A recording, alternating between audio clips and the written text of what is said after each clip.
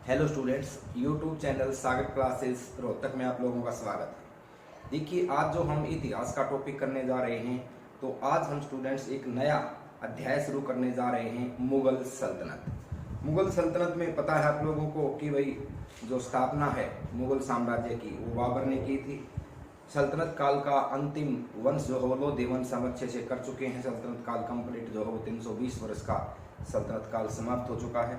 तो आओ भाई मिलके स्टार्ट करते हैं मुगलिया सल्तनत। तो देखें, स्टार्ट करने से पहले बता दें, खरब defence academy private limited Rohtak की तरफ से लेक्चर आप लोगों को दिए जा रहे हैं, जो कि सेला बाईपास रोहतक में स्थित है, बालाजी बाड़ी गली में स्थित है। एंट्री करते ही इसकी लोकेशन है और काफ़ी कम समय में इस संस्थान ने काफ़ी उम्दा काम किया है, काफ़ी अच्छे सिलेक्शन दिए हैं, काफ़ी अच्छी फीस है।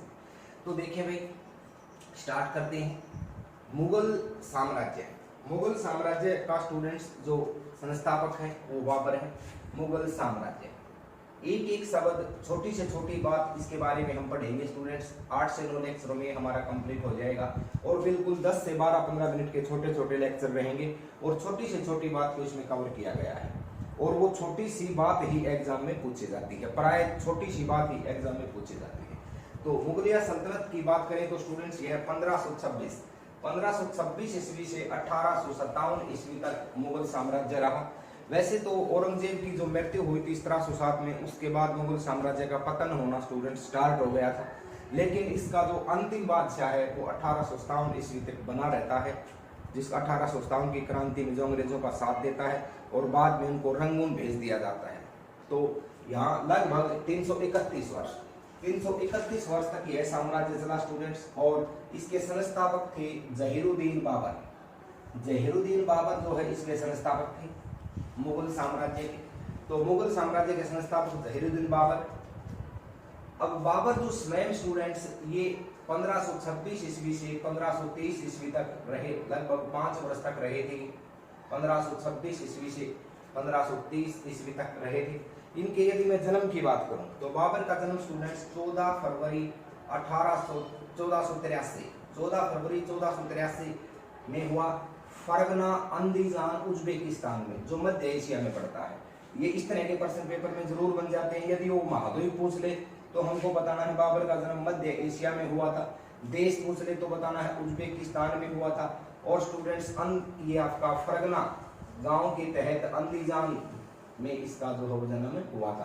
किसी भी ऑप्शन में कोई भी आ सकता है, आपको ये ध्यान रखना है।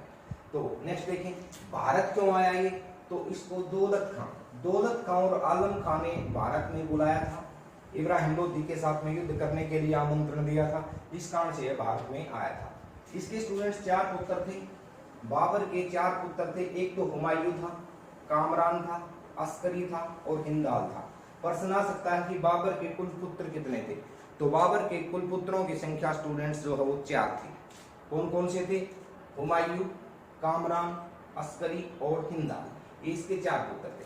बाबर के पिता का नाम स्टूडेंट्स उमर शेख मिर्जा था, काफी महत्वपूर्ण है। बाबर के पिता का नाम उमर शेख मिर्जा था और बाबर की माता का नाम कुतुलुग निगार खानम था। कुतुलुग निगार खानम इसकी माता का नाम था। पिता की तरफ से है तैमूरलंग, जिसने 1398 में भारत के ऊपर जो है अटैक किया था, तैमूरलंग ने। तो पिता की तरफ से तैमूरलंग का और माता का वंशज था। ये कौन सी पीढ़ी में था? 5वीं पीढ़ी में। और माता की तरफ से स्टूडेंट्स ये चंगेज खां का वंशज था, जो कि 14वीं पीढ़ी में पड़ता था। तो ये इस तरह से छोटी छोटी बात पूछी जा सकती है कि भाई बाबर जो हो किसका वंशज पिता की तरफ से था, किसका वंशज माता की तरफ से था। तो हम बताएंगे पिता की तरफ से तैमूर का और माता की तरफ से चंगेज खां का वंशज था। नेक्स्ट देखिए, बाबर ने भारत पर पहला जो आक्रमण है वो 1519 में किया था, जो कि ज्यादा महत्वपूर्ण नहीं माना जाता है। 1519 में इन्होंने भारत पर पहला आक्रमण किया, जो कि छोटा युद्ध था, ज्यादा महत्वपूर्ण नहीं था। यदि पहला महत्वपूर्ण युद्ध आ जाए, ध्यान दीजिए भाई, एक एक बात स्टूडेंट्स यहाँ से 101% बनता है, क्योंकि ये मुगल साम्राज्य की स्थापना है। तो देखिए, महत्वपूर्ण आक्रमण इसका 1526 में हुआ। 1526 इसकी तिथि भी आ जाती है 21 अप्रैल 1526, पानीपत का प्रथम युद्ध। तो ये पहला आक्रमण हुआ। और इसमें स्टूडेंट्स गोला बारूद और तोपों का प्रयोग किया। गोला बारूद तोपों का प्रयोग 1519 में भी किया था, लेकिन वो ज्यादा महत्वपूर्ण नहीं था। तो गोला बारूद और तोपों का इन्होंने प्रयोग किया 1526 में।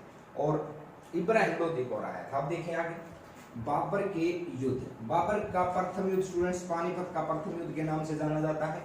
21 अप्रैल 1526 को यह युद्ध हुआ और इस युद्ध में इब्राहिम लोदी, जो कि लोदी वंश का अंतिम शासक था, इब्राहिम लोदी को इन्होंने हराया और मुगल वंश की क्या हो जाती है, स्थापना हो जाती है।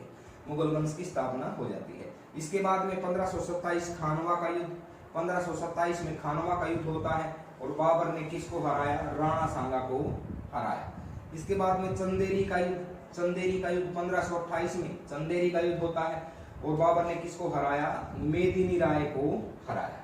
1528 में चंदेरी के युद्ध में मेदिनी राय को हराया। 1527 में खानवा के युद्ध में जो राणा सांगा को हराया और 1526 में इब्राहिम लोदी को हराया पानीपत के युद्ध। फोर्थ जो है वो घाघरा का युद्ध है स्टूडेंट्स। ये घाघरा नदी के पास लड़ा गया था, तो 1529 में होता है और अफगान शासक महमूद लोदी को बाबर हराते हैं। अफगान शासक महमूद लोदी को इन्होंने हराया।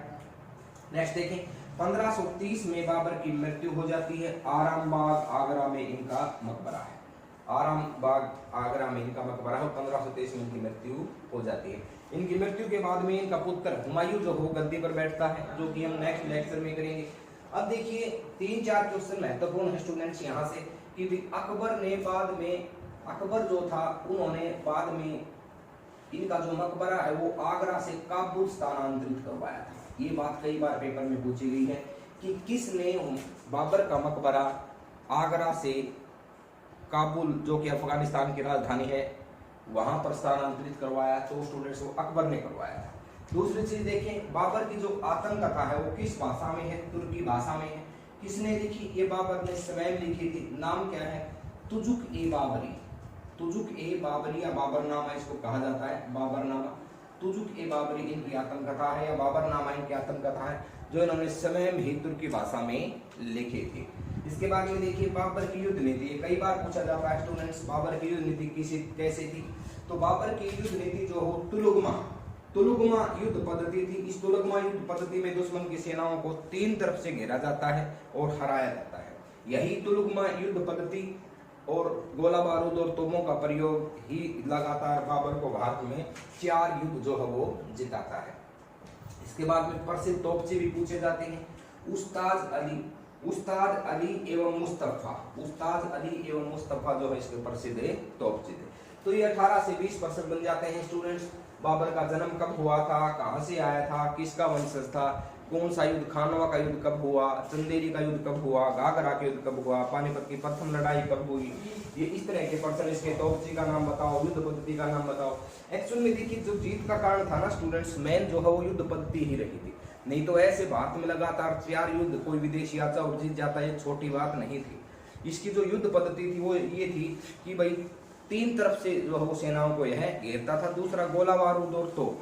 फिर भारतीयों की जो युद्ध शैली थी स्टूडेंट्स, वो पशुओं पर अश्व सैनिक अलग थे, गज सैनिक अलग थे, और तोप जो हो निशाना अटैक करती वो तो था ही था, लेकिन साथ में आवाज इतना करती थी कि जो पशु थे वो अपना मानसिक संतुलन खो देते थे और वापस मुड़ करके अपनी ही सेना को रौंद देते थे। ये उनकी मुख्य कमी थी। तो इस तरह से हम आज जो मुगल साम्राज्य की स्थापना से संबंधित टॉपिक को हमने कंप्लीट किया।